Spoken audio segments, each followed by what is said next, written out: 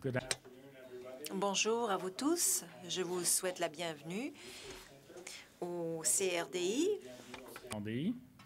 My name is Lachlan Monroe, and Mon nom est Lachlan Monroe. Je suis vice-président des stratégies corporatives du CRDI. Je suis honoré d'être votre hôte cet après-midi pour ce qui va être un discours merveilleux du professeur Mohamed Yunus du Bangladesh. Avant de vous présenter formellement le professeur Yunus, j'aimerais vous faire quelques annonces logistiques. Comme vous l'avez peut-être remarqué par la présence de ces messieurs, nous avons les médias parmi nous et cet événement est diffusé sur le site Web dans le monde entier. Donc, si vous choisissez de poser des questions, vous serez diffusé partout dans le monde et vous aurez vos quelques minutes de moment où vous allez être bien de gloire. En anglais, bien sûr, mais pour ceux et celles qui préfèrent la langue de Molière à la langue de Shakespeare, un service d'interprétation simultanée vous est offert. Il y a des écouteurs et des appareils qui sont disponibles en bas de la salle si vous en avez besoin. OK. Notre conférencier d'aujourd'hui poursuit la tradition du CRDI d'avoir des conférenciers d'excellence. Et dans le cadre du 30e, nous célébrons 40e année d'existence au CRDI. Alors, afin de nous aider à célébrer cela, nous faisons venir les grands esprits du monde qui sont des dirigeants pour les amener nous faire des conférences publiques. C'est une série distinguée de conférenciers distingués. Mohamed Yunus, bien sûr, en fait partie. Comme vous le savez tous, il est le directeur général de la Banque Grameen du Bangladesh. Il est un des fondateurs de l'entreprise sociale. C'est le père du microfinancement qui va être le sujet. Nous allons parler du microfinancement, du microcrédit pour un monde sans pauvreté. Il œuvre dans ce domaine depuis les années 1990. Il détient un doctorat de l'Université Vanderbilt aux États-Unis en économie. Il est directeur de la Banque Grameen depuis 1983. Il est directeur de projet depuis 7 ans avant cela. Il est professeur d'économie à l'Université Chittagong au Bangladesh avant cela. Il est fondateur et directeur général de la fiducie Grameen et de plusieurs autres organismes. Il détient le prix mondial alimentaire, le prix Nobel, la plaque du centenaire. Il a le prix de l'innovateur en économie et ainsi de suite. Ce n'est pas un CV qui est exagéré. Donc, il y a beaucoup de pages de prix et de mérite qu'il a bien mérité. Il a des doctorats honorifiques de plusieurs universités, et plus notamment de l'Université Carleton à Ottawa, qu'il a reçu hier. Alors, félicitations. Alors, c'est ce qu'il vient de recevoir. Donc, il a eu d'autres doctorats honorifiques, Toronto, Yale, Université catholique de Louvain, Dakar, l'Université américaine de Beyrouth, et ainsi de suite, et ainsi de suite. Il a publié 3 ouvrages, Banker to the Poor. Il a créé un monde sans pauvreté et créé une entreprise sociale. Donc, c'est avec plaisir que je vous présente le professeur Mohamed Yunus. Merci. Merci beaucoup.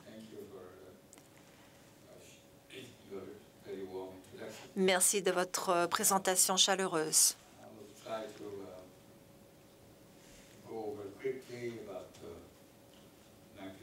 Je vais passer en revue rapidement l'aspect du microfinancement ainsi que l'entreprise sociale. Et j'aimerais garder beaucoup de temps pour l'interaction. Et il y a tellement d'espace dans cette salle. Et je ne vois pas ce qui se passe de l'autre côté de la salle. Alors, premièrement, pour ce qui est du microfinancement, et j'ai mentionné cela au Dr Monroe, et que le CRDI célèbre son 40e anniversaire depuis sa fondation. Alors, félicitations. En fait, joyeux anniversaire. Le CRDI est aussi vieux que le Bangladesh. Nous sommes nés la même année, en 1970. En 1971, pour être plus précis pour ce qui est du Bangladesh. Nous sommes devenus un pays indépendant. J'enseignais à l'université américaine à l'époque lorsqu'il y a eu la guerre de la libération au Bangladesh.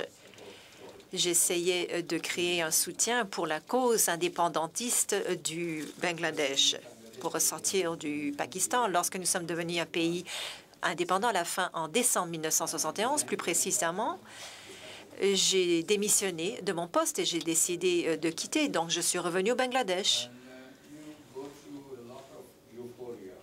Il y a une période d'euphorie lorsqu'il y a la fin d'une guerre de libération.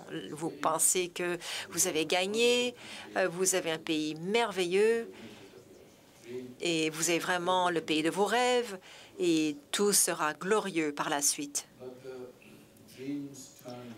Mais en fait, les rêves tournent au cauchemar très rapidement après. Alors, lorsque je suis revenue, nous étions au début de la première phase du cauchemar. Et c'était vraiment le point culminant du cauchemar lorsque le pays était vraiment accablé par la famine. En 1974, il y a eu une famine terrible. Les gens mouraient au Bangladesh. Et à cette époque, j'étais un jeune enseignant en économie, j'avais un diplôme universitaire, j'avais l'arrogance qui venait avec ce diplôme. Alors, je connaissais tout à propos de l'économie et je me sentais complètement inutile face aux problèmes qui existaient autour de moi. La théorie, c'est très beau. Dans les cours, tout est merveilleux. Les étudiants ont beaucoup de curiosité. Lorsque vous sortez des classes, vous faites face à la réalité de la vie. Les gens meurent de famine. Alors, ce n'est pas vraiment une époque très plaisante d'enseigner l'économie. Peu de temps après, j'ai commencé à me sentir comme tant d'autres, à quel point l'économie que j'ai apprise était inutile, car cette économie ne pouvait pas régler les problèmes que je voyais devant moi. Donc, c'était juste des théories. C'était des très belles théories qui ont été rédigées dans les livres pour qu'on puisse les apprendre lors d'histoire du soir. Alors, au lieu de rester avec mon agonie, j'ai décidé de me sortir de cette situation. Et j'ai essayé de redevenir un être humain. Je voulais simplement être un être humain, pas un économiste, pas ceci ou cela. Et je voulais être à côté d'autres êtres humains. Je voulais être utile pour d'autres personnes qui étaient vraiment dans le besoin. Alors, mon ambition est devenue très simple. Tout ce que je voulais accomplir, c'était de me sentir utile face à quelqu'un d'autre, même pendant une journée. Alors, je voulais... Ce n'est pas difficile d'y arriver. L'université où j'enseignais était entourée de villages. Alors, tout ce que j'avais à faire, c'est de sortir du campus universitaire. Et je pouvais être avec des personnes qui avaient des vrais problèmes. Alors, j'ai commencé par des petites choses tous les jours. Et au fur et à mesure, j'ai commencé à mieux me sentir. J'avais l'impression d'accomplir quelque chose. Je me sentais mieux au fond de moi. Mais ensuite, j'ai commencé à me rendre compte que j'en apprenais beaucoup, ce qui n'était pas le cas avec les livres. J'en ai appris davantage à propos des gens, de leur vie. Et les villages autour de moi étaient devenus mon université. Je n'avais jamais vu cela avant, je n'avais entendu parler de cela avant. Et ce qui m'a attiré à cela, Alors, ça, c'est vraiment, il y a vraiment ces questions des requins qui existaient dans les villages. Les gens souffrent énormément car ces personnes n'ont pas ce petit montant d'argent pour poursuivre leur vie. Ces personnes doivent se rendre aux usuriers et ces usuriers peuvent contrôler leur vie et vraiment les épuiser. Ces gens les pressent comme des citrons en se servant de cette méthode d'usurier. Donc, j'ai vu de ces cas.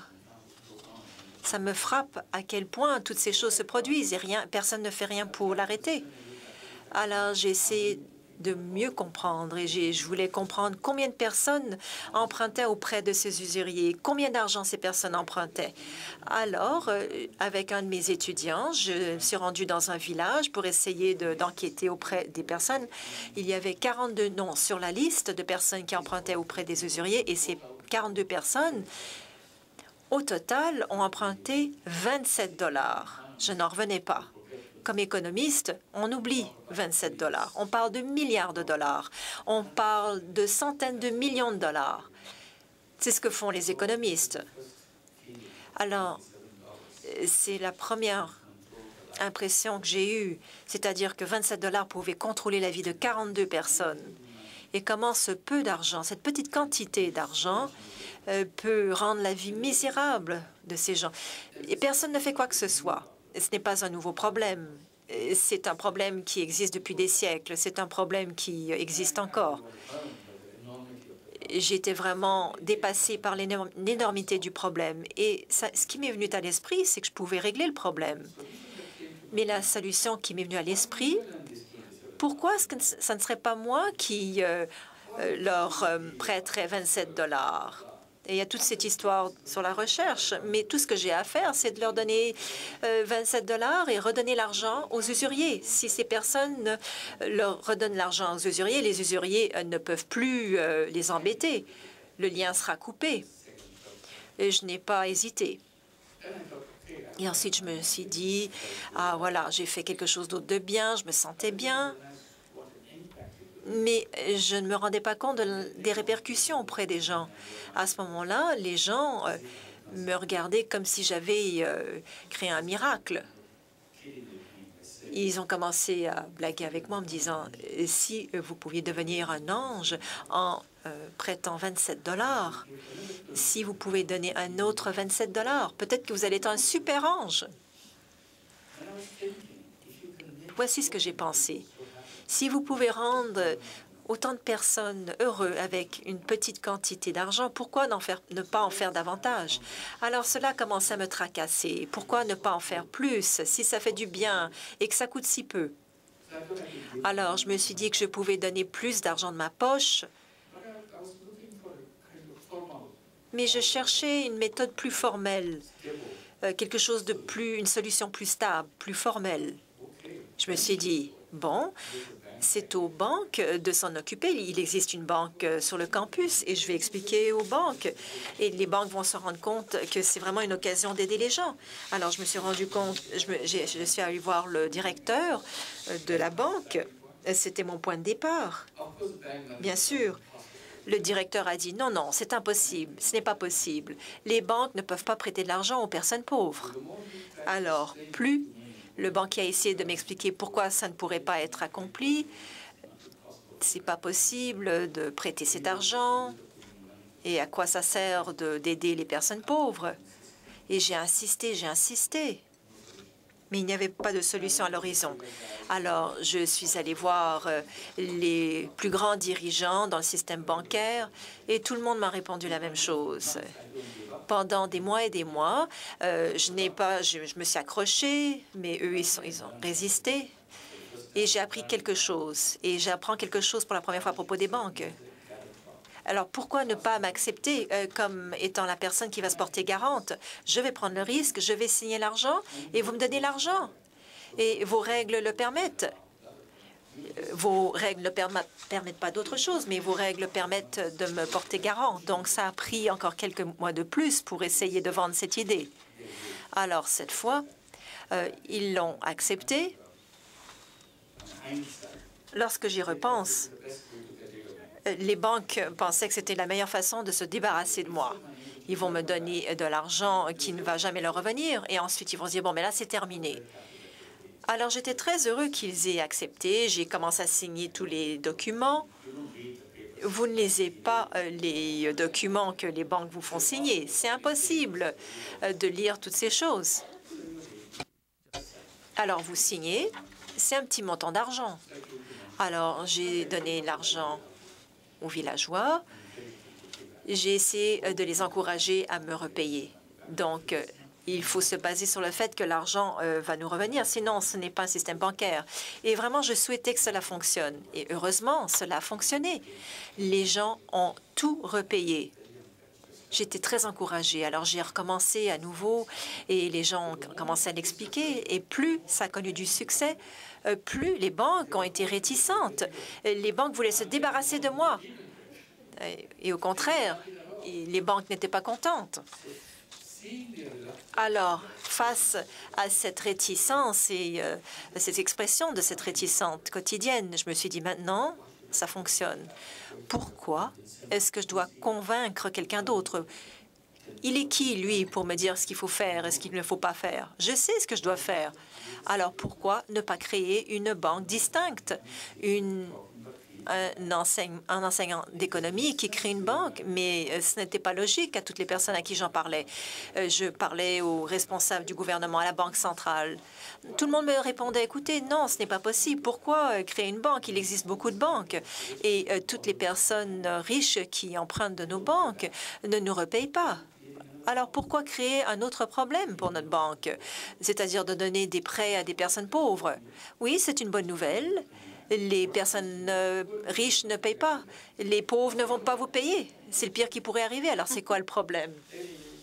Alors, ça a pris beaucoup de temps. Et en 1983, finalement, nous sommes devenus la banque Grameen ou la banque du village. Et nous avons pris de l'expansion. Aujourd'hui, nous travaillons dans tout le Bangladesh. Nous avons 8,3 millions de personnes qui empruntent de l'argent, surtout des femmes. 97% de ces personnes sont des femmes. Nous mettons l'accent sur les femmes pauvres. Et à partir de... Ça fait 34 ans que nous fonctionnons. C'est une grande banque. C'est la plus grande banque au pays, du Bangladesh. Mais ce qui est particulier, c'est que cette banque appartient aux personnes pauvres et pas par les riches ou à d'autres personnes à l'extérieur des banques. Donc, ça appartient aux femmes pauvres. Et pourtant, ce sont elles qui siègent au conseil d'administration et qui prennent des décisions. Donc, tout se passe à merveille. Les petits prêts, au départ, sont de 30 à 50. Et c'est vraiment une belle expérience pour les femmes lorsque l'on prête cet argent. C'est merveilleux pour elles d'avoir 30 $. Elles vont trembler, elles n'en reviennent pas. Parfois, elles se mettent à pleurer. Elles n'en reviennent pas de voir autant d'argent. Elles n'ont jamais vu autant d'argent. Et elle tient cet argent-là. Ça lui appartient. Et ces femmes, en fait, promettent qu'elle va travailler très fort afin de s'assurer et qu'elle va pouvoir rembourser cet argent. Car au départ, personne ne lui faisait confiance et cette banque lui a prêté beaucoup d'argent et lui a fait confiance. Et ça lui a donné une nouvelle perspective. Je suis quelqu'un dont les gens vont faire confiance et elle travaille pour cela. Et si vous pouvez multiplier cela 8 millions de fois, vous connaissez le système bancaire. Aujourd'hui, nous empruntons plus de 100 millions de dollars par mois, plus d'1 milliard de dollars par année, et cet argent vient du système. Nous n'allons pas emprunter d'argent ailleurs, nous n'allons pas au gouvernement, nous n'allons pas auprès des organismes internationaux pour chercher de l'argent. Ça vient de l'interne. C'est fort simple. Dans chaque succursale, il y a 2600 succursales de la banque et chaque succursale va chercher les dépôts. Et les gens aiment investir dans cette banque et la sécurité de la banque. Le taux d'intérêt est bon et cet argent-là, nous l'utilisons et pour prêter aux pauvres. C'est aussi simple que ça.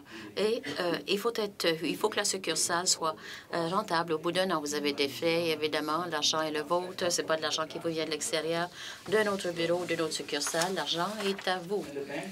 Et la banque fait des profits. Le profit est réinvesti aux emprunteurs. Alors, ça fait un cercle boucle. On boucle la boucle. On continue de la sorte et souvent, les gens passent de 40 à 100, à 50, à 100, à 1000.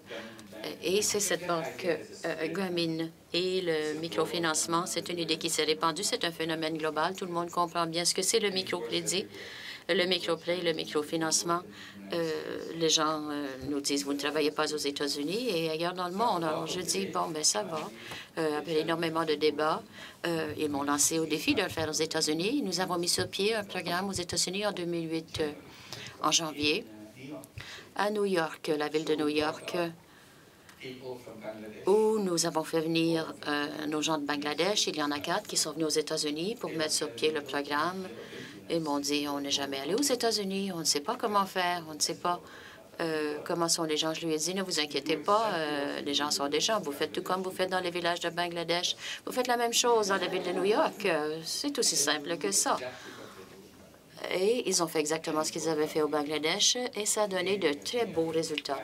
Aujourd'hui, il y a presque 5000 personnes qui empruntent. La première succursale était à Queens, la deuxième à Brooklyn, troisième succursale à Manhattan et maintenant la 4e succursale dans le Bronx.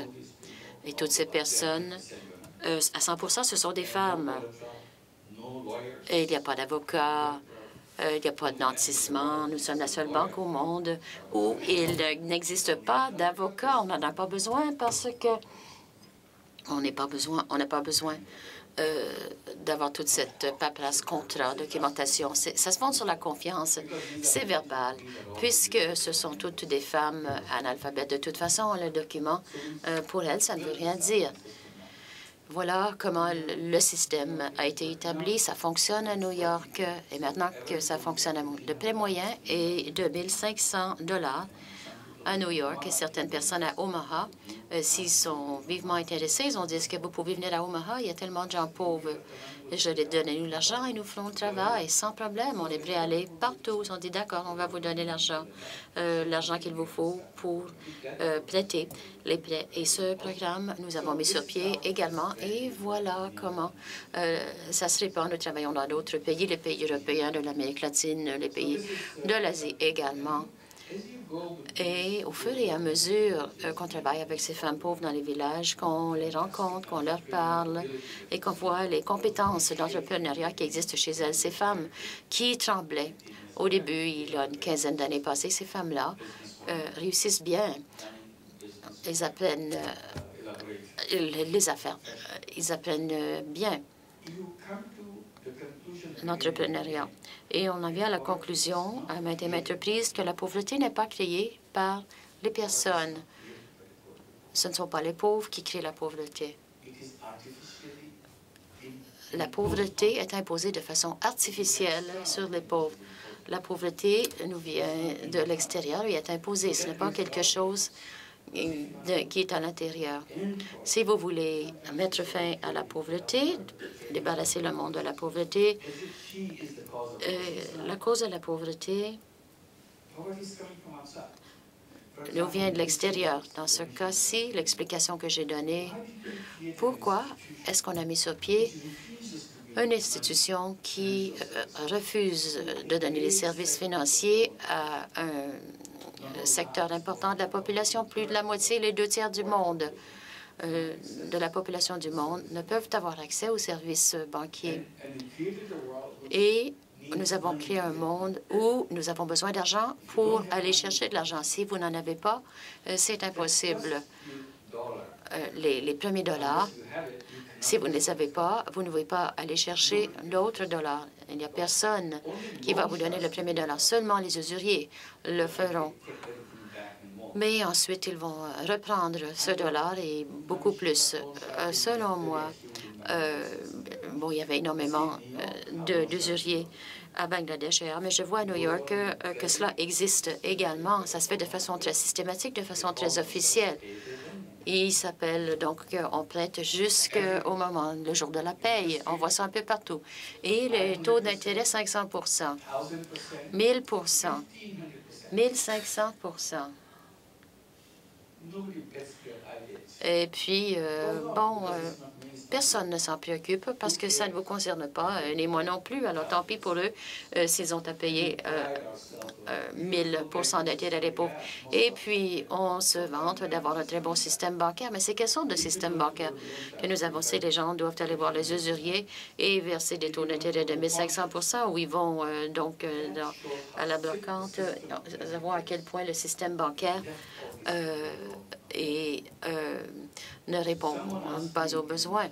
Et il y a quelqu'un qui m'a demandé à New York, lorsque les journalistes se sont réunis pour savoir pourquoi nous étions à New York, la question posée par un journaliste est la suivante. Comment savez-vous que vous avez répondu à vos objectifs à New York?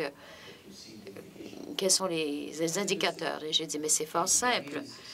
Si la banque Grameen réussit à New York, il y aura plus de boutiques qui prêtent en attendant la paye. Il n'y aura plus de brocantes. Et c'est tout simplement comme ça. Ensuite, oui, nous avons réussi. On a éliminé le problème. Alors voilà, c'est une institution. On regarde d'autres institutions, puis on voit qu'il existe le même problème. Ensuite, j'ai commencé à parler de la partie conceptuelle du tout. Alors c'est-à-dire le cœur de la pauvreté. La pauvreté, ce n'est pas chez les personnes, c'est chez ce que nous avons construit à partir de notre imagination. Et voilà ce que nous on fait la promotion de cela dans nos cercles académiques. Ce sont des choses qui viennent d'eux. Alors c'est eux qui nous qui insiste avec ce concept. Alors, j'ai dit, regardez l'entreprise. Les économistes partent du principe que les personnes sont des êtres à une dimension. Tout ce qu'ils font dans les affaires, c'est faire de l'argent. C'est tout. Il y a seulement une seule entreprise à laquelle ils peuvent réfléchir. Alors, dans le monde des affaires, tout le monde est bien affairé à faire de l'argent. C'est ce que dit la théorie. L'objectif, c'est de faire de l'argent. La théorie est telle que nous sommes devenus des machines à faire de l'argent, mais ce n'est pas le cas. Les êtres humains ne sont pas des machines à faire de l'argent. Nous ne sommes pas des robots. Voilà la distinction entre un robot et un humain.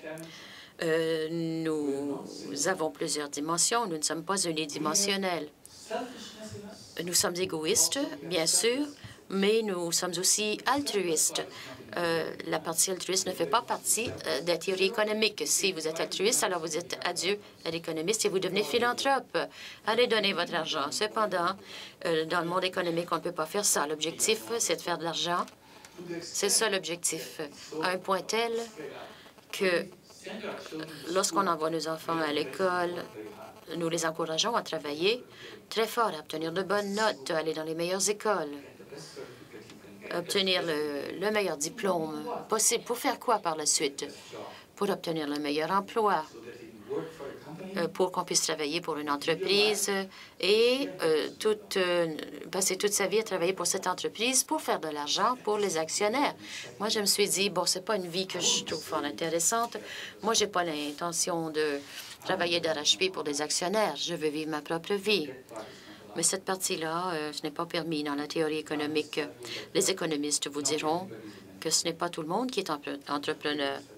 Les entrepreneurs sont une catégorie très particulière de personnes. Et depuis que j'ai commencé mon travail, je dis que toutes les personnes humaines sont des entrepreneurs, et cela dès la naissance. Ça fait partie d'un être humain. Il n'y a personne qui peut m'enlever cela. De dire à quelqu'un qui sont entrepreneurs, si vous ne voyez pas cette capacité dans une seule personne d'entrepreneuriat, ce n'est pas parce que la personne ne la possède pas. C'est tout simplement parce que on n'a pas permis on lui a pas permis de découvrir. Cette personne-là a un trésor à l'intérieur, mais ne sait pas qu'elle possède ce trésor. Elle n'a jamais eu l'occasion de jeter un petit coup d'œil et de voir ce que c'est. que ce cadeau, ce trésor, parce qu'on refuse de lui donner. Si la société lui permettait, l'encourageait à aller trouver son propre cadeau, son propre trésor, elle serait aussi bonne entrepreneur que d'autres et contribuerait énormément. Cependant, ce n'est pas ce que nous avons fait, nous ne l'avons pas permis. Et je dis, au sein de la théorie économique, le concept d'entreprise est très étroit. On devient un être humain avec des perspectives très étroites. Le tout est fondé sur l'égoïsme et sur l'argent. Je dis, bon, tous les humains sont égoïstes dans une certaine mesure, je ne le nie pas. Mais cependant, tous les êtres humains sont aussi altruistes en même temps. Les deux vont de pair. On ne peut pas dire que certaines personnes sont égoïstes et d'autres pas. Chaque personne est un ensemble composé d'égoïsme et d'altruisme. Et dans certains cas, il y en a un qui prime. Mais cependant, les êtres humains sont pluridimensionnels. Si tel est le cas, je me suis dit, pour pas construire une entreprise sur cette base d'altruisme, dans cette base, dans une entreprise égoïste, tout est pour moi, rien pour les autres, c'est moi qui veut tout. Et l'altruisme, c'est le contraire, tout pour les autres et rien pour moi. Non pas, c'est une décision qui ne m'a pas été imposée, tout simplement parce que j'en ai pas besoin. Je veux faire ça pour le bien des autres. C'est ça de l'altruisme. Lorsque j'ai commencé à en parler, que j'ai commencé à le faire, les gens m'ont dit, mais c'est complètement ridicule, ça ne marchera jamais. Et je me suis dit, je vous explique tout simplement ce que c'est. Voyez si c'est logique. D'après vous, mais il n'y a personne qui m'a vraiment écouté. Ensuite, tout à coup, j'ai créé une entreprise en coparticipation avec une grosse entreprise. Ça s'appelle Grameen Danone, la compagnie Grameen Danone. Danone fait du très bon yaourt. Et je me suis dit, pourquoi pas faire une entreprise de l'entrepreneuriat social. Et j'ai bien expliqué aux propriétaires également, aux directeurs de Danone, qu'il n'y aurait jamais de profit de cette entreprise. La compagnie va faire des profits, mais vous ne retirerez jamais le profit puisque c'est consacré à la solution de problème. Et le problème que nous avons conçu pour vous, c'est d'essayer d'éliminer la sous-alimentation chez les enfants. Il y a 160 millions de personnes au Bangladesh. Chez les enfants du Bangladesh, la moitié des enfants souffrent de malnutrition. Et si on met tous les éléments nutritifs dans ce yogourt et que les enfants peuvent le manger, à ce moment-là, ils vont devenir des enfants en santé. Nous avons étudié, on a obtenu des conseils des experts et ainsi de suite, les bons montants à mettre dans le yogourt. Et normalement, si je le faisais moi-même, personne n'aurait mangé ce yogourt puisque l'odeur serait comme un mauvais médicament. Mais c'est la créativité de Danone. Ils savent comment cacher ce mauvais goût pour que le produit soit très délicieux et les enfants l'adorent. Et voilà ce que nous vendons aux enfants. Si un enfant mange 2 tasses de yogourt par semaine et le continue pendant 8 ou 9 mois, l'enfant devient un enfant en santé, il possède tous les micro-éléments nutritifs dont il a besoin. Voilà l'objectif de la compagnie. L'objectif n'est pas la rentabilité d'une entreprise de faire de l'argent. Je définis quelquefois en disant qu'on n'a pas de perte, on n'a pas de dividendes dans cette entreprise, mais nous trouvons une solution à un problème social. Et là, nous l'avons fait avec Danone et tout le monde nous a dit, est-ce qu'eux aussi, ils sont complètement cinglés? Alors, pourquoi est-ce que Danone fait ça s'ils ne font pas d'argent? Il y a des gens qui ont eu de très bonnes idées, des journalistes qui ont commencé à poser des questions, continuent à poser des questions. Ne pensez-vous pas que Danone se sert de vous, vous utilise et font ça sans argent, mais ce faisant, la publicité qu'ils obtiennent est gratuite. Tout le monde parle de Grameen Danone. Alors, c'est une merveilleuse publicité pour Danone. Ils vous utilisent et c'est fait de façon volontaire. Et là, je me suis dit, mon Dieu, je ne le savais pas. Je pensais que c'était moi qui me servais d'eux. Et Danone a commencé à utiliser ce concept d'entreprise sociale. À ce moment-là, c'est devenu populaire. Je dis peut-être qu'ils m'utilisent, mais j'aimerais que tout le monde sache, par le biais de votre radio ou de votre télé, que je suis ici. Utilisez-moi, servez-vous de moi, s'il vous plaît. Si vous voulez m'utiliser, je me ferai un plaisir de le faire. Si vous voulez travailler avec nous en entreprise sociale, il y a d'autres entreprises. Nous avons des entreprises en coparticipation avec BS Foods allemand, une grosse entreprise, une des plus vieilles entreprises de produits chimiques au monde. Et ce que nous faisons, nous produisons des filets pour les maringouins, traités à un produit chimique. Si vous utilisez cela, les maringouins s'éloignent de vous et s'ils le font, bon, à ce moment-là, c'est une mort instantanée pour le maringouin. C'est un bon filet. Nous voulons que ce soit très peu coûteux. C'est une entreprise sociale. Tout le monde pourra acheter ce filet pour ne pas être exposé au malaria et à toutes les maladies que nous avons. C'est une entreprise sociale. On n'est pas intéressé à faire de l'argent. On veut tout simplement s'assurer que les gens l'utilisent. Nous avons Grameen Adidas également, une entreprise de fabrication de chaussures. Le défi, lorsque le PDG a voulu venir me voir dans son bureau, je lui ai dit, pourquoi pas commencer avec un énoncé de mission. J'ai dit, ben, il a dit quoi? Ben, j'ai dit quelque chose comme ça. Il n'y a personne qui ne devrait avoir à marcher pieds nus dans le monde. Vous êtes une entreprise qui fabrique des chaussures. C'est votre responsabilité de faire en sorte que les chaussures, que même les plus pauvres, peuvent se payer une paire de chaussures. Il m'a regardé, il me dévisageait. J'ai dit, bon, il a dit, il faut faire ça. Mais j'ai dit, c'est à vous de décider, mais c'est tout un objectif, bien sûr. Adidas est une grosse entreprise aussi. Et il a parlé à ses collègues pendant plusieurs heures. Il a dit, allez voir notre musée, promenez-vous, je vais parler à mes collègues. Je veux leur expliquer le concept. Et le midi, nous nous sommes rencontrés à nouveau et le PDG m'a chuchoté à l'oreille. Mon collègue m'a demandé de vous demander, les chaussures doivent coûter combien pour que les plus pauvres puissent se payer ces chaussures? J'ai dit, bon, moi, je ne suis pas fabricant de chaussures, mais je vais deviner. Peut-être un coût de moins d'1 €. Encore une fois, il m'a regardé, tout étonné. Il m'a dit, bon, alors que c'est dur de transiger avec vous. J'ai dit, non, moi, je ne suis pas dure. C'est la situation qui est difficile. Mais vous êtes en mesure de trouver une solution dans votre entreprise. Alors, ils ont discuté encore pendant 1 heure ou 2. Et à la toute fin, à la fin de cette discussion, ils ont annoncé qu'ils allaient le faire. Il y a de cela 2 ans environ. Ils sont allés au Bangladesh à maintes et maintes reprises. Ils ont parlé aux enfants, aux femmes, quelles sortes de chaussures voulez-vous, comme feraient toutes les entreprises, comment concevoir la chaussure, contrôler les coûts. Et maintenant, ils sont prêts à commercialiser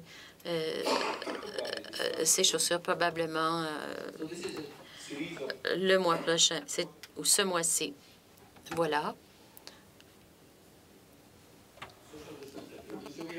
Des exemples d'entreprises sociales. On a une entreprise japonaise, Uniqlo, entreprise en coparticipation. Et bientôt, nous serons une entreprise canadienne. Y a-t-il quelqu'un ici qui représente le monde des affaires? C'est emballant.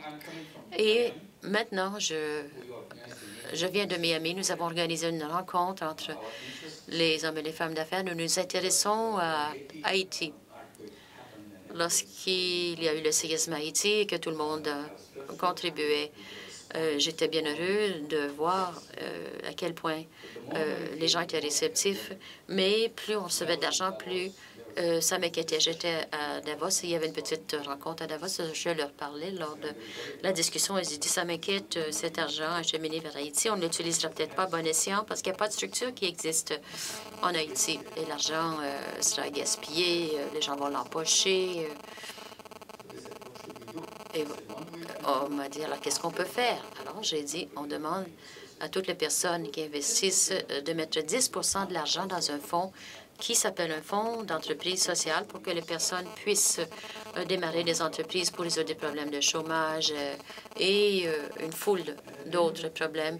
Et en bout de ligne, on m'a dit, oui, c'est parfait, vous voulez en créer une entreprise? J'ai dit oui, alors je l'ai annoncé.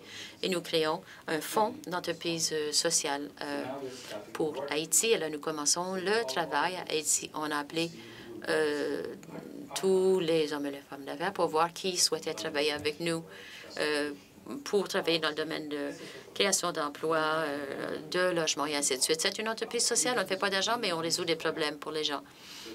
L'argent est recyclé. La différence entre un don et les entreprises sociales, c'est que lorsqu'on fait un don, l'argent est donné, le travail se fait, mais l'argent ne revient pas. Si vous pouvez convertir en entreprise sociale, à ce moment-là, l'argent est investi, fait le travail, et l'argent revient, vous pouvez le réutiliser. L'argent, lorsque c'est un don, à la fin du don, on attend de recevoir encore de l'argent pour pouvoir le faire. Les personnes qui font ce type de travail avec l'expérience, ils vont aller chercher de l'argent et dépensent la moitié de leur temps à aller chercher, à faire la relève de fonds, puisque c'est un travail très difficile. Alors, j'ai dit, si vous pouvez convertir cela en entreprise sociale, vous n'avez pas à faire quoi que ce soit, puisque ça devient plus efficace, ça se fait tout seul. Si vous avez un excédent, vous pouvez élargir. Voilà. Haïti, donc, le prochain secteur où nous allons travailler. Le gouvernement de Caldas, en Colombie, m'a abordé. C'est un désastre. Je ne sais pas si vous connaissez Caldas et le cœur du café colombien. Tout le café colombien se retrouve là. Et cette région approvisionne le reste du monde. Maintenant, plus personne ne veut du café colombien. Allez voir si vous trouvez du café colombien, car c'est le Vietnam qui ont pris la relève. Mais quand ils sont arrivés, ces pays-là, ils ont mieux réussi que les Colombiens. Donc, les Colombiens ont perdu le marché. Donc, les gens sont là sans rien faire. Alors, le gouvernement est venu me voir pour me dire, écoutez, aidez-moi, donnez-moi des idées pour y arriver. Alors, j'ai dit, d'accord. Si vous êtes d'accord, nous allons commencer avec une entreprise sociale. Nous allons créer de nombreuses entreprises sociales dans le système de l'agriculture et ainsi de suite. Et nous allons faire face à ces problèmes. Les jeunes commencent des productions de drogue.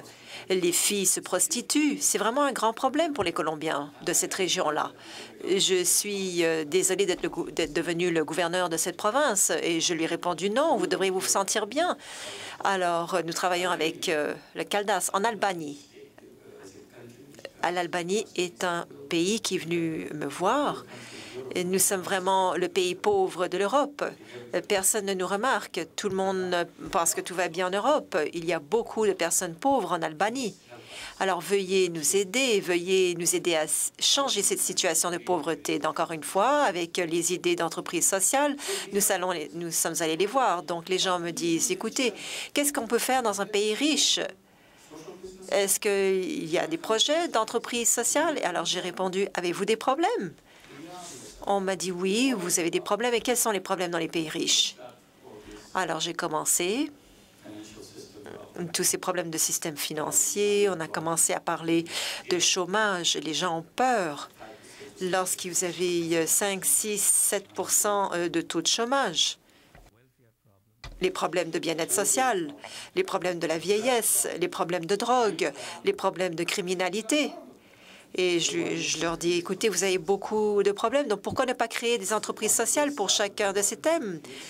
Pourquoi ne pas commencer une petite entreprise sociale, commencer à prendre 10 personnes du bien-être social?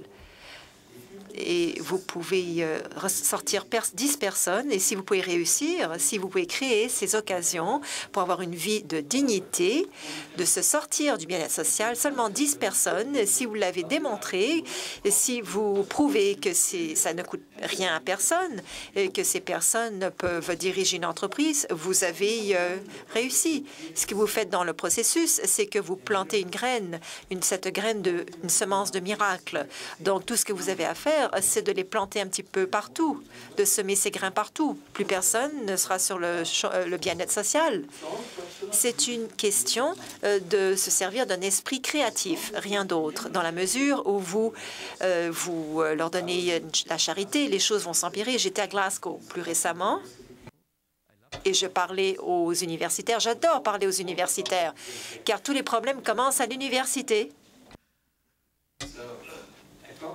Alors, je leur ai parlé et ils me disent, nous avons un problème à Glasgow. Et je leur ai demandé de me parler de leurs problèmes. Alors, quelqu'un s'est levé et a dit, notre plus grand problème, c'est que nous avons plusieurs milliers de familles dans la ville de Glasgow, qui est une petite ville. Nous avons plusieurs milliers de familles qui sont des familles où il y a 4 générations de chômeurs. Je ne pouvais pas croire que quelque chose comme ça existait dans un pays riche. 4 générations de personnes sur l'assurance emploi. Car ces personnes sont sur le bien-être social d'une génération à l'autre. Alors, vous ne faites rien. On a essayé. La meilleure chose, c'est de les former, de les envoyer faire du travail. Et nous avons pris la 4e génération, les jeunes. Nous avons essayé de les sortir du bien-être social. Nous les avons formés pour un travail. Et quelques mois plus tard, on se rend compte que ces personnes ne travaillaient pas et étaient sur le bien-être social. Est-ce que c'est la fin? On n'a pas d'autre idée. Pourquoi ne pas créer quelque chose d'autre? Créer des entreprises sociales. Faites-les devenir enthousiastes. Alors, je leur ai donné des idées, beaucoup de choses. Et dans le processus, nous avons créé Grameen Écosse. L'idée, c'est qu'on veut prendre toutes ces personnes, on veut les retirer du système du bien-être social pour que ces personnes deviennent des citoyens actifs. Ça va être un processus lent. Avec le temps, écoutez, non, il n'y aura pas de solution en un an. Si en un an, vous avez réussi à sortir 10 personnes du bien-être social, vous avez commencé à réussir et ensuite les choses deviennent de plus en plus faciles. Alors, nous avons créé ces occasions. Nous avons des entreprises sociales sur l'environnement. Nous vendons des systèmes solaires au Bangladesh il y a environ 15 ans lorsqu'on a commencé à les vendre. Lorsqu'on a commencé à vendre des systèmes solaires à la maison, on s'est dit, écoutez, on m'a dit, vous êtes fous, personne ne va les acheter. Et si vous rendez le processus facile, les gens vont y arriver. Alors, nous vendons maintenant 100 systèmes solaires par mois. Nous allons vraiment être heureux. Donc, au début, on en vend 2, 5, et un jour, nous avons réussi à vendre 100 systèmes solaires. Aujourd'hui, nous vendons des milliers de systèmes solaires par jour, imaginez-vous. Alors, le départ est lent, mais une fois que vous y arrivez, les choses vont de plus en plus rapidement. Aujourd'hui, on en vend des milliers par jour. Et l'année prochaine, si je reviens ici, ça va être un chiffre phénoménal. Alors, ces gens le voulaient, mais on ne pouvait pas leur fournir, car le coût du panneau solaire coûte trop cher, c'est 2-3 $ par watt. Alors, si le coût du panneau solaire diminue, les technologies sont de moins en moins chères, mais malheureusement, les panneaux solaires coûtent encore trop cher. C'est parfois 1,50 $ par watt. Alors là, les gens vont se précipiter pour avoir un système solaire à la maison, car il n'y a pas d'électricité au Bangladesh. Donc, c'est la seule façon de s'en sortir. Donc, on peut s'occuper des anciens systèmes dans un format d'entreprise sociale. Si on me demande comment y arriver, je ne peux pas vous donner une solution immédiate. Mais si on passe toute la journée ensemble, on peut trouver 15 solutions différentes au même problème. Et chaque solution va être meilleure que l'autre. Ça, c'est l'idée. Nous pouvons générer ce genre d'idées. Donc, si vous pouvez créer une économie où il y a 2 types d'entreprises en même temps, une entreprise qui fait de l'argent et l'autre qui change le monde, les jeunes adorent cela. Les jeunes se sentent frustrés. Pourquoi travailler pour une entreprise? C'est tout. Les jeunes veulent changer le monde à leur façon. Alors oui, vous pouvez y arriver. Chaque personne individuellement peut changer le monde. Vous n'êtes pas obligé d'avoir 5 personnes. Une personne qui a des idées, et c'est vraiment, la jeunesse, c'est l'âge des idées, pas de l'argent. Vous avez des idées pour changer le monde. L'argent, c'est facile. Il y a de l'argent qui attend. Il manque des idées, car ce n'est pas encore une discussion populaire. Nous avons créé, de nombreuses personnes ont créé des fonds destinés à l'entreprise sociale. En Inde, il y en a déjà 2. Il y a de l'argent qui attend pour que les jeunes ou les exécutifs puissent s'en servir pour commencer des entreprises sociales. En Europe, il y a 2 fonds d'entreprise sociale. Le Japon a créé un fonds, une entreprise sociale. Je leur ai demandé pourquoi donner cet argent, pourquoi ne pas prendre 10 % pour mettre ça dans un fonds d'entreprise sociale dans chacun des pays, pour que les jeunes, les retraités puissent concrétiser leurs idées pour s'occuper des soins de santé, des logements, de l'éducation et tout ce que vous voulez. Tout cela est possible. C'est une question d'y arriver. Donc, le Japon est le premier pays qui l'a accepté et le Japon est dans le processus d'établir cela et de l'initier, ce fonds d'entreprise sociale, et ça va être étendu. Les banques islamistes ont l'accepté également. vous avez ce que vous avez. Mais pourquoi ne pas créer un fonds d'entreprise sociale? Votre argent va revenir et vous serez propriétaire de cette entreprise. Vous allez régler le problème. Vous n'êtes pas obligé d'avoir des discussions avec le gouvernement et vous n'êtes pas obligé d'avoir des consultants. Vous n'êtes pas obligé d'avoir des consultants pour y arriver. Les choses vont être accomplies. Donc, vous pouvez créer un autre monde par rapport à ce qu'on a aujourd'hui. Et je vous le répète, dans ce monde-là, il n'y aura plus de personnes pauvres. Car si vous leur donnez la chance, ces personnes vont s'en sortir de la pauvreté. Et dans ce nouveau monde, nous allons créer des musées de la pauvreté, car il n'y aura plus de pauvreté. La seule façon de la voir, c'est dans les musées. Donc, nos enfants et nos petits-enfants vont voir la pauvreté dans les musées de la pauvreté, tout comme on va voir les dinosaures dans les musées. Merci beaucoup.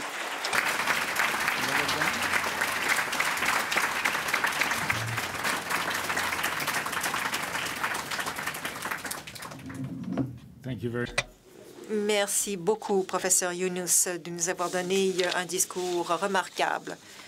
Vraiment, c'est une très belle chose. Il est temps maintenant d'avoir la période d'interaction, comme le professeur Yunus a toujours hâte à cette période d'interaction. Nous avons 2 microphones, un microphone à chaque côté. Donc, vous allez vous aligner derrière les microphones et vous allez pouvoir poser des questions, soit en anglais ou en français ou en bangla. Nous allons répondre aux questions dans les 3 langues. Nous allons également répondre à des questions du cyberespace, car c'est diffusé sur le web. Alors, je vais commencer avec une question qui...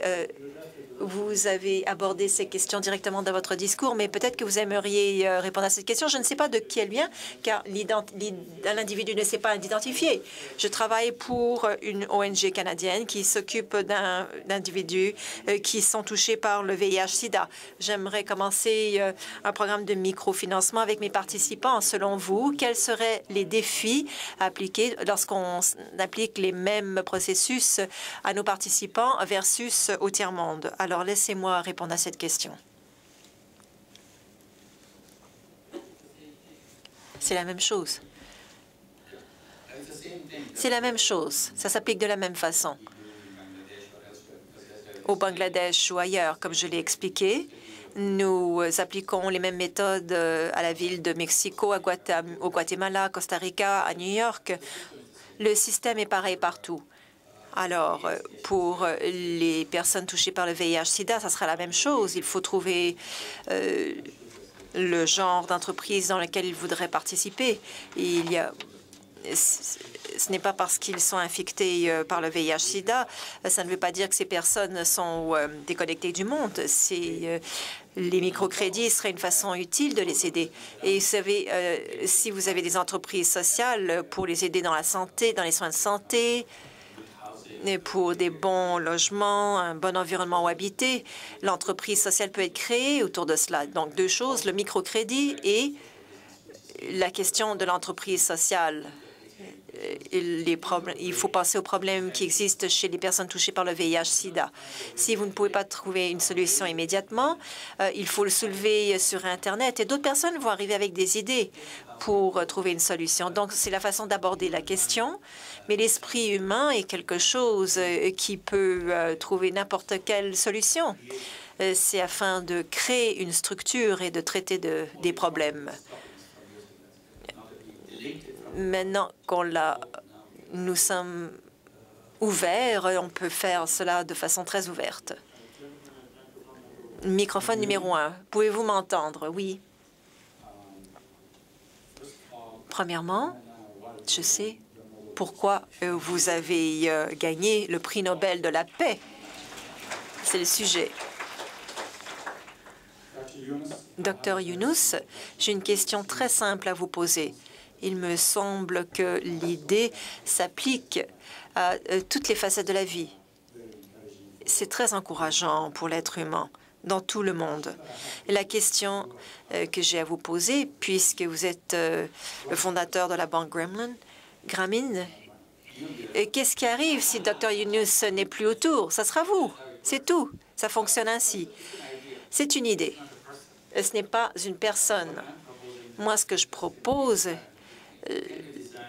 l'entreprise peut être façonnée à des objectifs spécifiques pour changer une situation. Donc, si c'est acceptable, nos enfants vont voir cela dans les théories. La première, comment faire de l'argent.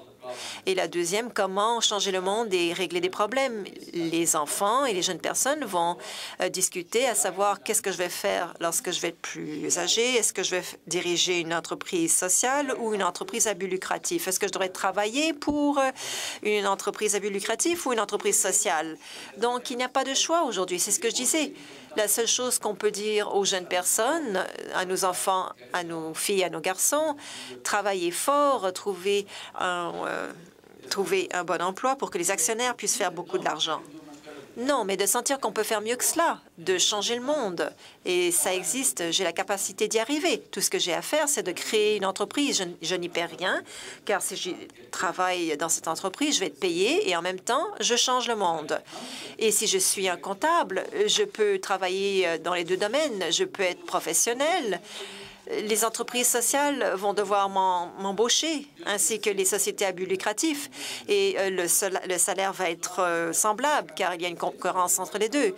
Alors, si je vais avoir le même salaire, pourquoi ne pas travailler pour une entreprise sociale? C'est le choix devant moi.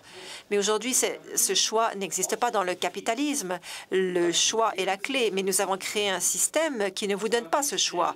Alors, je vais étendre cette portée du capitalisme pour que ça devienne un meilleur capitalisme. Ce capitalisme crée des problèmes et ne règle pas des problèmes. Alors, nous pouvons l'étendre pour que ça devienne un capitalisme plus équilibré. Même si un problème est créé, ce capitalisme a la capacité de résoudre le problème avec la technologie et avec d'autres choses. Et alors, c'est ma solution maintenant. Merci. Microphone 1. Pourriez-vous vous présenter brièvement? Jamie Deside. Je viens d'Inde et je travaille maintenant à Ottawa. Ma question est de savoir à propos de l'Université Glasgow. Vous avez souligné la question où il y avait 4 générations de personnes sur le bien-être social. Une des différences entre dans une économie développée, où vous avez des personnes qui se fient sur le bien-être social ou qui en abusent versus des personnes dans des pays en voie de développement. Dans les pays en voie de développement, il y a un intérêt sincère. Ces personnes ont la motivation d'aller au-delà de leur situation actuelle, mais dans d'autres cas, vous allez remarquer que les personnes qui abusent du bien-être social n'ont pas de motivation ou n'ont pas d'incitatif. Ces personnes ne veulent pas travailler davantage. Alors, je serais curieux de savoir comment vous pouvez appliquer ce principe de microfinancement à ces deux cas-là. Pas seulement du microfinancement, je vais me servir du mot entreprise sociale qui est plus vaste. Vous avez raison. Qui a retiré cela? C'est le bien-être social qui a enlevé cette motivation, car c'est une cage, c'est une prison. Les gens dans le bien-être social, si vous continuez à être sur le bien-être social, vous êtes comme un oiseau pris en cage. Après quelques années, vous ouvrez la porte de la cage et l'oiseau ne veut aller nulle part. Et l'oiseau va peut-être sortir quelque part. L'oiseau ne sait pas voler, ne sait pas où aller. Alors, c'est ce qui se passe à la 4e génération des gens sur le bien-être social. Alors, il faut vraiment être très patient avec ces personnes-là. Lorsque on a commencé le microcrédit en 1976, lorsqu'on est allé voir les femmes, et les femmes disaient « Non, non, non, ne me donnez pas de l'argent. » On voulait leur prêter de l'argent. Non, je n'ai jamais touché à de l'argent. Je n'ai jamais touché à de l'argent de ma vie. Donnez cet argent à mon mari. Alors, mes étudiants se préoccupaient de cela. Pourquoi on force ces femmes à prendre l'argent? Je n'ai dit non, on ne les force pas. Quand une femme dit « Je ne sais pas quoi faire avec de l'argent, je n'ai jamais touché à de l'argent dans ma vie », souvenez-vous toujours du fait que ce n'est pas sa voix, c'est la voix de l'histoire en elle. C'est l'histoire qui a créé ses peurs dans son esprit, car on lui a déjà dit à partir du moment où elle est née, vous avez apporté de la misère à la famille, tu aurais dû être un garçon, au lieu de cela, tu es une fille, tu rends notre vie misérable parce que tu es une fille. Alors, elle s'efface, elle ne veut pas s'ouvrir du tout. Alors, j'ai dit, vous commencez avec une historique de dette. Alors, ça prend du temps de se rendre compte que vous pouvez accomplir quelque chose un petit peu à la fois. Donc, ce petit peu est important pour le début de ce processus. Il faut revenir à ce garçon, à cette fille, et il faut retirer cette espèce d'écorce du bien-être social et aider cette personne à sentir qu'elle peut créer une entreprise sociale. Ça va prendre du temps, mais c'est le problème de conception, comment concevoir quelque chose pour y arriver. Si vous pouvez prendre vous pouvez y sauver 10 personnes du bien-être social, vous avez commencé le processus. Merci. La prochaine question nous vient du cyberespace. C'est la question se lit comme suit. Je m'appelle Mary Otway. J'ai rédigé un article au sujet de l'efficacité de la banque Grameen pour obtenir l'objectif du millénaire sur l'élimination de la pauvreté. Je me suis rendu compte que les avantages de la banque Grameen sont plus forts que les contre-coups que subissent les femmes lorsqu'ils deviennent emprunteuses. Êtes-vous d'accord avec cela? Pouvez-vous discuter des contre-coups pour les femmes dans la communauté lorsqu'ils empruntent et ce que l'on fait pour éliminer ce contre-coup? Alors, j'explique de la sorte. Si vous aviez visité le Bangladesh il y a une trentaine d'années, nous sommes maintenant âgés de 40 ans, mais si vous avez visité il y a 30 ans et vous retournez, la première chose que vous allez remarquer, l'énorme changement quant au statut de la femme, l'habilitation de la femme au Bangladesh. Les femmes au Bangladesh aujourd'hui sont tellement différentes de ce qu'elles étaient il y a 25 ou 30 ans. Voilà les conséquences, l'impact sur ces femmes. Et vous voyez l'impact pour d'autres facettes de la vie. Le taux de naissance au Bangladesh a chuté de façon marquée. Tout le monde se demande ce qui s'est passé au Bangladesh. Pourquoi est-ce que le taux de naissance a chuté? Et peu importe la façon dont on structure la recherche, les gens viennent toujours à la même conclusion. L'habilitation chez les femmes, la prise de pouvoir. Le taux de natalité était de 3,3 taux de croissance de la population et aujourd'hui 1,4 au Bangladesh. C'est un des taux les plus faibles dans toute la région du sud-est de l'Asie, 1,4 environ au Bangladesh. Dans un pays musulman, la croissance de la population doit être plus élevée. Mais vous savez qu'au Bangladesh, ne fait pas partie de cette catégorie. Maintenant, ce n'est qu'un exemple. Il y en a toute une foule pour l'impact sur les femmes et les enfants. L'impact de ces programmes de microfinancement et d'entrepreneuriat social. Alors, elle a très raison dans ce qu'elle dit en ce qui concerne les objectifs de développement du millénaire. Je m'appelle Veena Ravichandran. Je travaille ici au CRDI du programme, l'initiative de programme d'innovation de technologie société. Et vous nous avez tellement inspirés. J'ai deux questions pour vous. D'abord, le modèle qui a assuré le succès de la banque Grameen, c'est le fait que le marché à faible revenu est énorme, une énorme possibilité. Que se passe-t-il lorsque, dans des cas où le marché n'est pas aussi gros, n'est pas aussi énorme? J'imagine que c'est la taille du marché qui explique le succès. Ma deuxième question est une question pour nous tous. Inspirés de vos propos, de vos rêves, partagez avec nous les défis pour vous. Quels sont vos plus gros défis? Merci.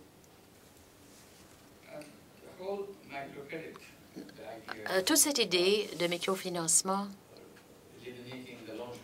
vise à éliminer les usuriers. Voilà le début de l'objectif. Tant et aussi longtemps que les usuriers continuent d'exister, les programmes Grameen pourront continuer. Et même lorsque les usuriers seront éliminés, si les banques n'acceptent pas de prêter de l'argent à tout le monde, et moi je dis que les services bancaires doivent viser l'inclusivité pour que tout le monde puisse avoir accès aux services financiers chez les banques. Ça ne doit pas être un club exclusif pour une catégorie très spéciale. C'est le cas aujourd'hui. Ce serait un établissement où les portes seraient ouvertes à tous et à toutes. Et la banque Grameen, nous avons tendu la main aux plus pauvres pour leur montrer qu'ils ne doivent pas avoir peur. Nous avons aussi ouvert la porte aux mendiants, ceux qui mendient d'une porte à l'autre pour éliminer cette crainte qu'on ne doit pas prêter de l'argent à un mendiant qui ne deviendra jamais entrepreneur. On a réussi à démanteler cette pensée. On a plus de 100 000 mendiants dans notre programme qui ne sont plus maintenant des mendiants, mais des vendeurs qui font du porte-à-porte. Parce que là, vous allez de porte-à-porte, de toute façon, vous allez mendier. Alors, pourquoi pas changer? Pourquoi pas apporter des biens avec vous, des biscuits, des bonbons, des jouets pour les enfants que vous pouvez vendre? Ça ne représente pas de travail supplémentaire, ça fait partie de votre travail de toute façon. Vous donnez des options aux personnes qui vous donnent des aliments, de l'argent gratuitement ou qu'ils achètent quelque chose que vous avez à vendre. Et cette idée leur a plu aux mendiants. Ils ont commencé. Au départ, nous nous sommes dit qu'on aurait peut-être 1 000 ou 2 000 mendiants dans le programme. On s'est retrouvé avec 120 000 mendiants. Et ils repaient, leur entreprise prend de l'expansion. Et puis là, il y en a 20 000, des mendiants, qui ne mendient plus. C'est un programme sur 40 ans, mais c'était des mendiants depuis longtemps. Il y en a quelques-uns qui étaient mendiants depuis plusieurs générations, c'est-à-dire que leurs parents étaient mendiants, et ainsi de suite. Avec un peu d'argent, la situation a changé du tout au tout.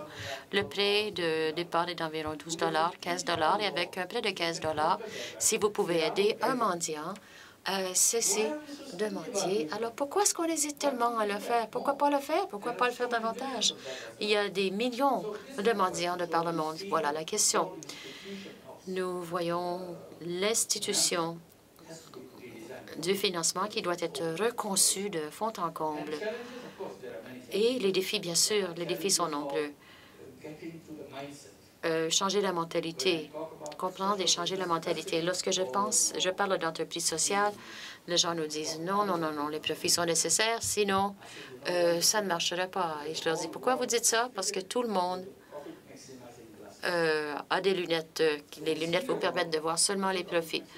Et voilà comment nous percevons le monde. On ne peut pas penser autrement. Dès que je porte ces lunettes, je ne peux même pas penser à autre chose. Tout ce que j'ai en tête, c'est les profits. Vous n'avez qu'à enlever vos lunettes et de regarder le monde. Et vous verrez que le monde est tellement différent, un monde tout à fait différent. Les idées, il faut que les idées se retrouvent dans les manuels scolaires, dans les pratiques quotidiennes. Ensuite, nous dirons, eh bien, oui, je peux le faire. C'est possible. C'est une idée quand même assez simple. Pourquoi ne pas y avoir pensé auparavant? Et voilà le défi, changer la mentalité. Ensuite, la technologie, faire en sorte que la technologie, qui est la technologie la plus puissante aujourd'hui et qui deviendra encore plus puissante demain et le surlendemain. Donc, les gens continuent à explorer. Que faisons-nous avec cette technologie? Cette technologie se retrouve dans les mains du monde d'affaires. Qu'est-ce qu'ils font? Ils font de l'argent et encore de l'argent. Et je leur ai dit, tout ce que je dis, pourquoi pas ouvrir une autre porte? C'est à ces mêmes hommes et femmes d'affaires utiliser cette technologie pour résoudre les problèmes. Et les problèmes sont résolus en 2 temps, 3 mouvements. Le gouvernement n'a pas la technologie nécessaire pour y arriver. Le gouvernement n'a pas la structure et le gouvernement, donc, doit tout assumer. Et les politiciens reviennent à toutes les élections. Oui, oui, oui, nous allons solutionner cela. Il nous faut encore plus de temps, mais ne peuvent pas le faire. Non, n'ont pas la compétence, non pas parce qu'ils sont les meilleures personnes, c'est tout simplement que la structure ne leur permet pas. Le gouvernement est très lent. D'abord, c'est la machine la plus lente l'appareil qu'on puisse créer. Ils ne peuvent prendre des décisions individuellement. Moi, je peux prendre une décision et, bon, poser le geste ce soir. Je n'ai pas à attendre quiconque. C'est le pouvoir d'une personne. Je peux aller chercher la technologie qui existe et l'utiliser. Et ce pouvoir est maintenant limité parce que, il y a des barrières. La justice ou l'entreprise sociale ouvre les portes. Au Bangladesh, ce que nous faisons en utilisant cette idée dans le domaine des soins de la santé. J'insiste toujours pour dire que les soins de santé doivent être accordés à la maison et non pas à la clinique ou à l'hôpital pour que je ne sois pas obligée de quitter mon domicile pour aller chercher de l'aide. Nous encourageons les gens à concevoir des outils qui nous permettront de poser un diagnostic. Et nous travaillons avec des entreprises pour concevoir ces outils et je me dis que ce sera comme on touche et puis là, tout se passe. Je parlais auparavant la technologie qui est tellement puissante et je me suis dit, bientôt, nous devrions créer la lampe d'Aladin. Et la lampe d'Aladin pour les femmes pauvres. Elle va toucher la lampe et puis là, il y a un génie numérique qui va en sortir. Le génie dira, qu'est-ce que je peux faire pour vous, madame? Et elle dira, eh bien, j'ai fait des paniers que je ne peux pas vendre. Est-ce que vous pouvez me trouver des acheteurs? Et puis, le génie trouvera les acheteurs. Et voilà, l'affaire est conclue. La vente est conclue. Tout est possible. La technologie nous permet de le faire. Et je m'étais dit à un moment donné, ça va se passer. Puis là, maintenant, ça se passe. On a ce téléphone, on touche et tout se fait. Tout ce que vous avez à faire, aujourd'hui, je fabrique le téléphone pour faire de l'argent. Ce BlackBerry que vous avez, c'est votre produit. Je le fabrique pour faire de l'argent. Et si ce téléphone, je l'avais créé pour que lorsque je le touche, ça m'explique comment écrire, comment lire. Il n'y a personne dans le monde qui doit demeurer analphabète. Nous sommes en mesure de résoudre ce problème. Nous avons déjà ce génie numérique. On touche et la chose est faite. Vous avez l'information qu'il vous faut, vous faites votre marketing, vos ventes, vous pouvez emprunter, vous pouvez vendre, tout peut se faire. Tout ce que vous avez à faire, c'est nous orienter dans ce domaine et non pas pour faire de l'argent, parce que tout le monde se retrouve dans la même direction. Pour les outils diagnostiques, je touche et puis tout ce qu'on a à faire, c'est de brancher la sonde et d'aller chercher les images et de transférer immédiatement à l'expert qui est assis en ville, qui est peut-être à Dakar ou à Ottawa ou peu importe la distance, n'importe plus que vous soyez à Dakar, à Ottawa ou à Beijing ou dans un village reculé. Ça ne change rien. Vous regardez à l'écran, vous parlez à la mère, au téléphone. Ne vous inquiétez pas. Votre enfant va bien, vous vous occupez de vous. Voilà ce qu'on fait tous les jours. Si elle a des problèmes, on s'en charge. Je reviendrai encore une fois lundi. Je vous reparlerai lundi et nous verrons ce que nous pouvons faire. Pourquoi est-ce qu'elle doit aller à la clinique et attendre, passer tout ce temps-là, c'est dans un village reculé où c'est difficile pour elle de se rendre. Tout équipement, on peut le créer de cette façon. Voilà, la nanotechnologie, c'est ça, c'est ce que nous avons aujourd'hui.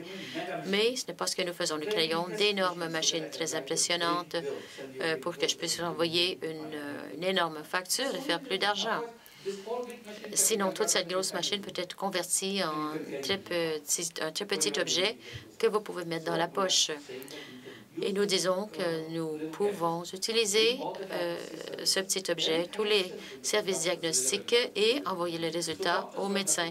Les médecins n'auront plus à se déplacer. Les médecins resteront dans leur cabinet, parleront aux patients et ils vont voir le patient à l'écran. Ils auront le résultat. Et voilà.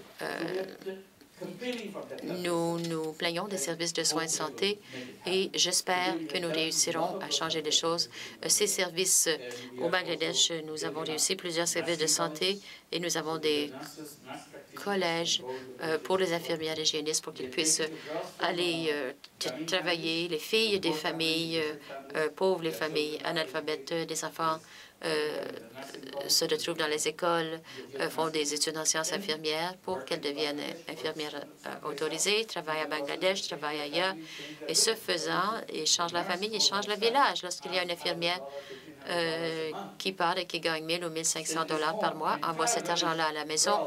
C'est toutes les filles du village qui se disent, bon, moi, je veux devenir infirmière lorsque je vais être grande. Elles travaillent très fort pour devenir infirmière et travailler ailleurs. Aujourd'hui, plus de 100 000 infirmières, il y a une pénurie, plus de 100 000 infirmières de par le monde. Nous en avons beaucoup de filles à Bangladesh, on va les former. Nous avons créé le premier collège de sciences infirmières en collaboration avec l'Université Glasgow-Caledonienne. Deuxième collège de sciences infirmières se prépare, co-entreprise avec une école de sciences infirmières à Atlanta. Il y en aura une troisième à McGill. Je reviens à la fin de ce mois-ci pour aller à Montréal pour signer une co-entreprise avec McGill et le Collège de sciences infirmières de Grameen. Nous en voulons 10. On veut qu'il y ait 1000 infirmières qui graduent tous les ans, mais il nous en faut 10 000.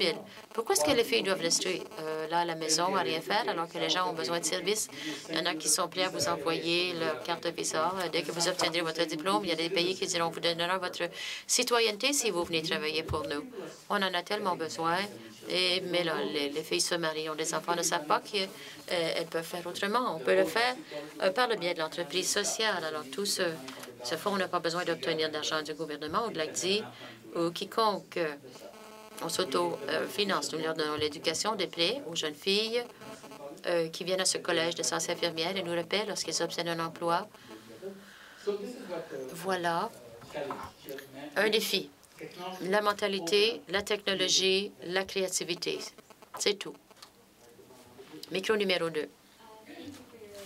Merci. Je m'appelle Ashna Akid. Je suis étudiante au doctorat à McGill. Parfait, nous allons travailler ensemble. J'aime beaucoup cette idée de créativité pour répondre ou solutionner un problème.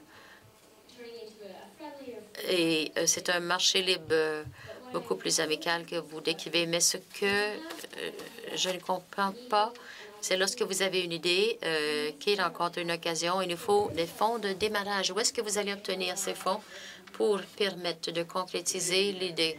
Aujourd'hui, nous avons créé des fonds d'entrepreneuriat social. Nous en avons déjà 2 qui attendent en Inde, qui recherchent des gens qui vont faire des demandes pour investir. Et nous avons convaincu le Japon, comme je l'ai mentionné, de mettre sur pied notre propre entreprise sociale financée par des donateurs. Bon, ils vont créer, c'est un fonds qui sera investi dans l'entreprise sociale. Et il y en aura un aussi avec la Banque de développement Islamic Development Bank. C'est un 4e. Et il y en a 2 qui seront annoncés cette année en Europe. L'argent précède le travail, en quelque sorte. On ne doit pas se plaindre.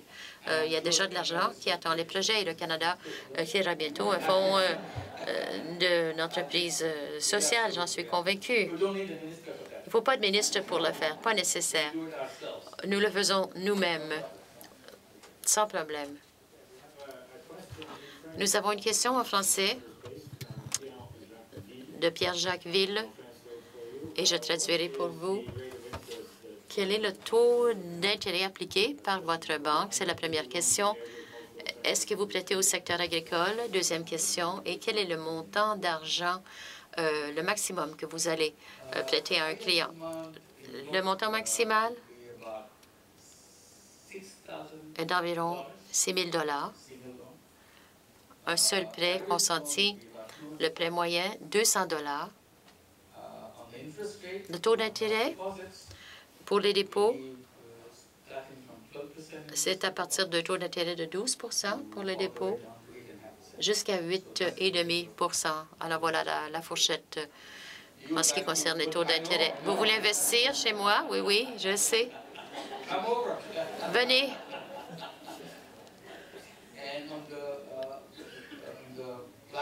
Pour côté client, le taux d'intérêt le plus élevé pour ceux qui empruntent est de 20 et ensuite 8 %.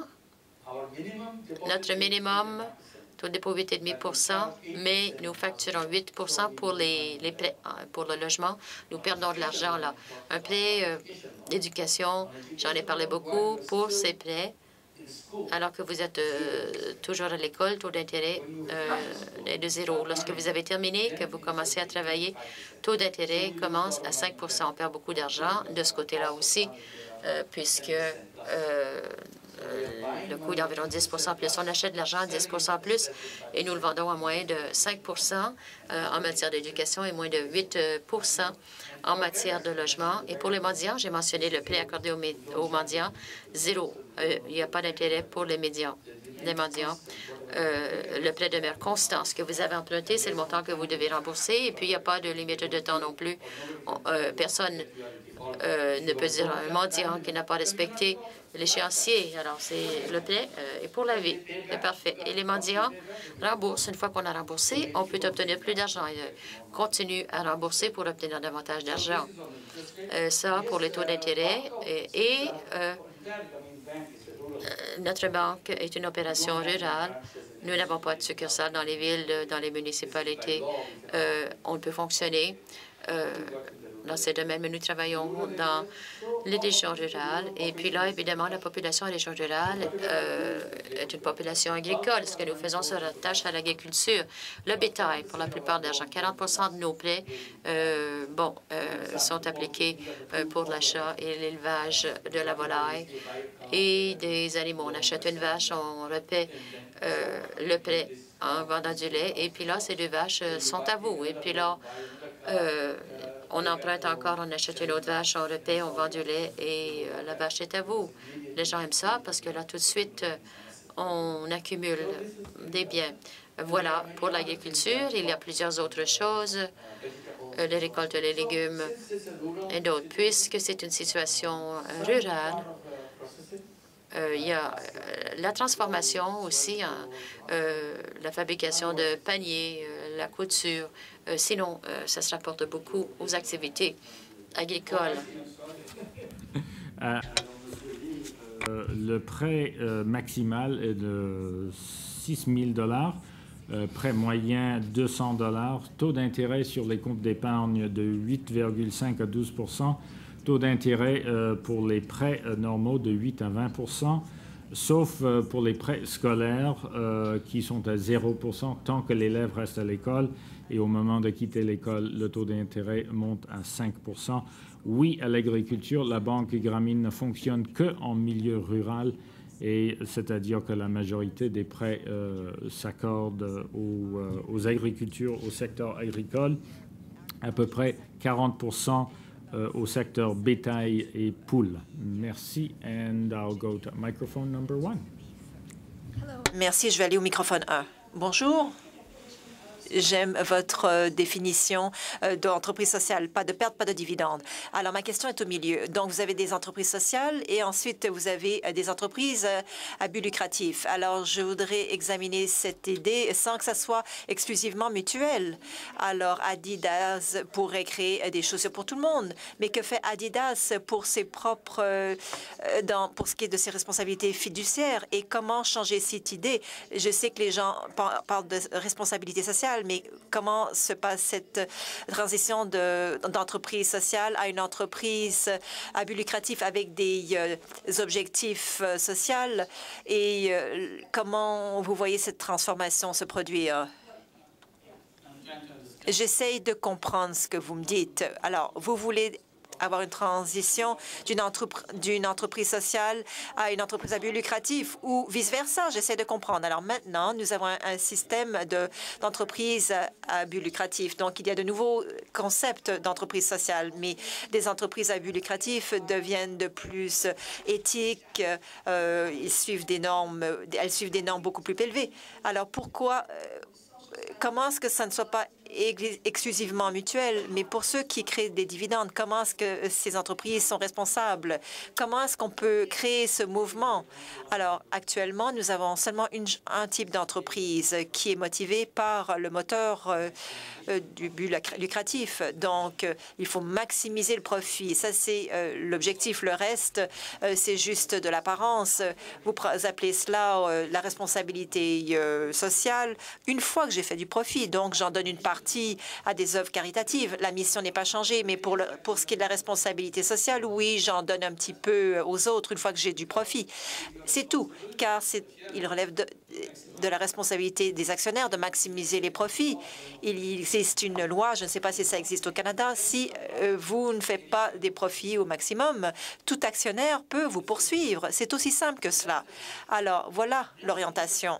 Pour le reste, les gens se sentent mal à l'aise si on donne des miettes ici et là, mais la mission de base, c'est l'orientation. Et pour ce qui est de changer les processus des entreprises, alors moi, je m'occupe du côté social. C'est à vous de faire ce travail-là. Oui, vous pouvez rendre cela plus humain. C'est à vous de travailler là-dessus. Je ne rabaisse pas cela. Les gens appellent cela du capitalisme sensible ou responsable, mais vous ne renoncez pas à votre profit. Alors ici, vous n'avez pas de profit.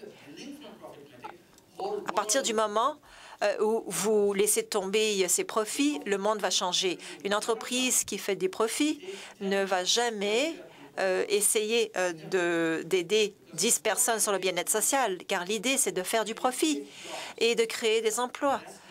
Mais ce n'est pas son objectif. L'objectif, c'est de faire du profit. On a besoin de gens. Donc, ces entreprises ont besoin de personnes, mais de façon spécifique. Quel genre de personnes avez-vous besoin pour votre entreprise? Le profit est l'objectif. Et voici les outils dont on a besoin pour y arriver. Dans les entreprises sociales, il faut créer des emplois pour ces 10 personnes. Et ça, c'est l'objectif. Alors, je ne peux pas renoncer à ces 10 personnes. Donc ensuite, on conçoit une entreprise à partir de ces personnes-là, pas à partir de ce que j'ai besoin. J'ai besoin de sauver ces personnes du bien-être social. Donc, il ne faut pas se préoccuper d'argent. Donc, si j'investis ici comme entreprise à but lucratif, même si j'aide 10 personnes à sortir du bien-être social, je vais dire que c'est quelque chose qui... Je dois tirer profit de cette personne. Il faut que ces personnes m'aident à avoir 30 de rendement sur mes investissements. Si c'est en dessous de 30 je ne suis pas intéressée à ces personnes. Dans l'entreprise sociale, dans la mesure que je retire ces personnes du bien-être social, je n'ai pas besoin de rendement sur mes investissements. Donc, aucune entreprise à profit ne va entrer ce genre d'espace. Et il y a beaucoup de potentiel pour créer des emplois. Donc, je parle de cela et c'est très différent. Malheureusement, il ne nous reste pas beaucoup de temps, c'est ce qu'on me dit. Mais je vais écouter une autre question du microphone 2. Merci beaucoup d'avoir fait un discours aussi remarquable. Shannon Sutton, je suis avec Transport Canada, qui est une ONG nationale en commerce équitable. Nous avons vu de plus en plus de programmes dans les coops des producteurs dans le Sud depuis la dernière décennie. J'aimerais que vous parliez de l'importance du modèle de coopérative pour l'entreprise sociale.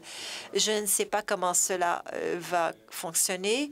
Cela signifie que cela appartient aux personnes de façon conjointe.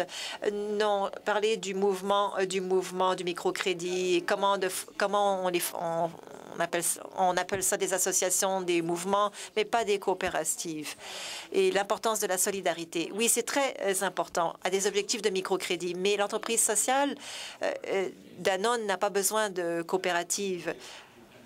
Vous convertissez le lait en yogourt, mais il y a certaines coopératives de producteurs laitiers qui vont approvisionner le lait à l'entreprise. Alors, si c'est utile, oui, ça peut être accompli, mais on a besoin du bon endroit ou au bon moment. Les gens me demandent comment vous vendez les chaussures. Il y a une coopérative où on peut vendre ses chaussures. Ça fait partie du marketing. L'aspect marketing devient très important. Il y a quelqu'un du monde des affaires qui m'a posé la question suivante hier soir. En fait, on peut faire du marketing pour n'importe quoi, mais le problème, c'est que ça coûte seulement $1 pour produire, mais au moment où je le vends au consommateur, ça va me coûter $10. Oui, à cause du marketing, de la mise en marché. C'est là où se retrouve l'argent. Donc, ça ne me dérange pas de vendre cela en dollars, mais lorsqu'il y a la chaîne de la mise en marché, à la fin de cette chaîne, le coût devient de $10.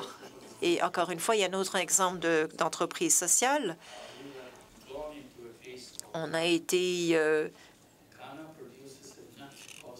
dans un cas au Ghana. Et le Ghana produit une cacahuète qui est achetée par des sociétés cosmétiques comme L'Oréal pour faire le beurre de karité, qui est très important pour les femmes, pour la beauté de leur peau et ainsi de suite. Et c'est un produit très valorisé par les entreprises cosmétiques. Ces cacahuètes de karité ne sont pas produites par les agriculteurs. Ça tombe naturellement et ça pousse naturellement dans les forêts. Donc, on les ramasse dans les forêts. Donc, ce sont les femmes pauvres qui osent aller dans ces forêts et qui vont faire la collecte de ces cacahuètes de karité. Et les acheteurs vont chez elles pour les acheter. Et ensuite, il y a toute une chaîne. Et lorsque ça sera à L'Oréal, L'Oréal paie un prix extrêmement élevé, car à ce moment-là, le prix est très élevé. Et une fraction de ce prix-là se rend dans les poches de la personne qui a ramassé les cacahuètes.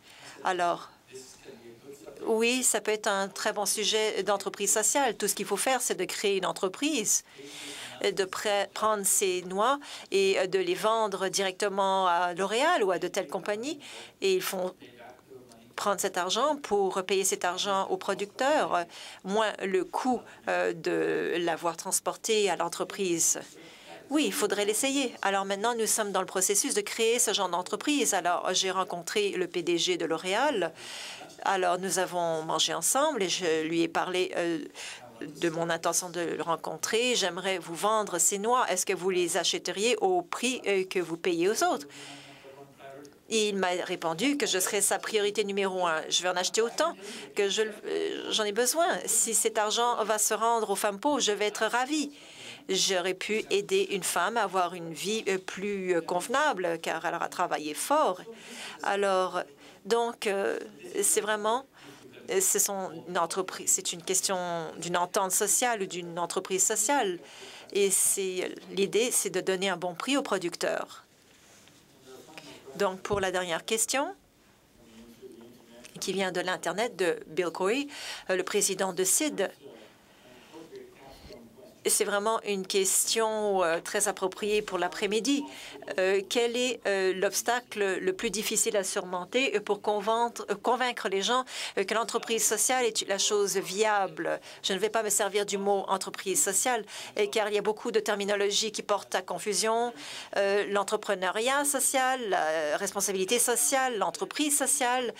Donc, je fais exprès de parler d'entreprise sociale pour qu'on sache de quoi on parle. Alors, c'est une question de le réaliser. Vous n'avez pas besoin des conseils de qui que ce soit. Si vous voulez le faire, faites-le. C'est aussi simple que cela. Il n'y a rien d'autre à faire. Si vous avez besoin d'un partenaire pour trouver l'argent ou de convaincre une société d'établir un partenariat avec vous, mais allez-y. Mais c'est à vous de décider. C'est à un individu de décider ce que je vais faire. Rien d'autre. Merci.